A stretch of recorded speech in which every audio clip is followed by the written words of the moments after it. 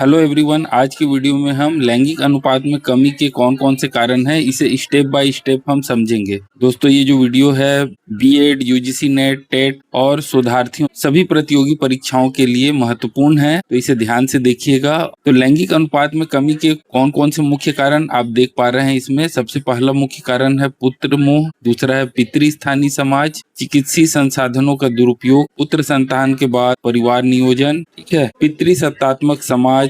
अगला कारण है महिलाओं की निम्न स्थिति, ठोस सरकारी नीति का अभाव और सामाजिक कुरीतियां। दोस्तों, इन बिंदुओं का हम एक के बाद एक विस्तार से अध्ययन करेंगे। दोस्तों, ये जो वीडियो है पंडित रविशंकर बस्तर यूनिवर्सिटी, दुर्ग यूनिवर्सिटी और सुंदरलाल शर्मा यूनिवर्सिटी सभी के लिए उपयोगी है। तो आइए देखते हैं। सबसे पहला जो बिंदु है पुत्र मोह। भारतीय परंपरागत समाज में पुत्री की अपेक्षा पुत्र के जन्म को अधिक महत्व दिया जाता है। पुत्र को वंश चलाने वाला माना जाता है। पुत्र को लेकर अनेक धारणाएं व्याप्त है, इस कारण पुत्रियों की उपेक्षाएं की जाती है। ठीक है, परिवार में देखने को मिलता है कि पुत्र का मोह ज्यादा रहता है। पुत्र अगर जन्म लेता है तो कई प्रकार की खुशियां मनाई जाती है ना, मिठाई बांटे जाते हैं। लेकिन पुत्रियों में घर में शोक का माहौल रहता है और कई जगह तो पुत्रियों को जन्म के समय ही उनकी मृत्यु कर दी जाती है। तो ये बहुत सारे विडंबनाएं हैं। अगला है पितृस्थानीय समाज। भारतीय समाज पितृस्थानीय समाज है, जिसमें स्त्रियां विवाह के बाद परिवार छोड़कर अपने पति के घर चले जाती है और इस परंपरा के कारण सभी परिवार पुत्र की कामना करते हैं ताकि घर में पुत्र के साथ बहू भी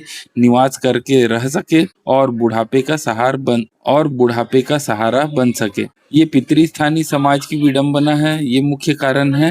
अगला चिकित्सीय साधनों का दुरुपयोग आज धड़ल्ले से हो रहा है। जैसे जैसे चिकित्सा क्षेत्र में तकनीकी परिवर्तन आ रहा है, भारतीय समाज में भी चिकित्सा साधनों का दुरुपयोग किया जाने लगा है। भ्रूण परीक्षण के बाद कन्या भ्रूण हत्या जैसे बड़े पैमाने पर की जा रही है, जिससे लिंगानुपात में कमी आ रही है। हमारा अगला मुख्य कारण है पुत्र संतान के बाद परिवार नियोजन। भारतीय समाज जैसे जैसे आधुनिकीकरण और शहरीकरण की ओर आगे जा रहा है, वैसे वैसे एक या दो संतान की प्रवृत्ति बढ़ रही है। जिस परिवार में पहली पुरुष संतान पैदा हो जाती है वह परिवार नियोजन करवा लेते हैं और अन्य संतान नहीं चाहते। तो ये एक प्रकार का पुत्र मोह ही है ना। अगला पितृसत्तात्मक समाज। लिंगानुपात में कमी के कारण पितृसत्तात्मक पुरुष प्रधान समाज का होना भी, समाज पर पुरुषों का प्रभुत्व होने के कारण प्रत्येक परिवार पुरुष संतान की ही अपेक्षा करता है। अगला महिलाओं की निम्न स्थिति। भारतीय समाज में सुदूर ग्रामीण क्षेत्रों में महिलाओं की स्थिति अत्यंत निम्न है। उन्हें पर्याप्त पोषण आहार, शिक्षा व्यवस्था नहीं होती। कम उम्र में ही विवाह कर दिया जाता है। महिलाएं खुद नहीं चाहती कि उनके घर महिला संतान पैदा हो। यह भी लिंगानुपात कमी का प्रमुख कारण है। यहाँ पे महिला ही महिला की दुश्मन के समान है। वो खुद नहीं चाहती कि घर में स्त्री संतान या लड़की संतान पैदा हो। अगला मुख्य कारण है ठोस कार्यनीति का अभाव। लिंगानुपात बढ़ने में किसी भी प्रकार की ठोस कार्यनीति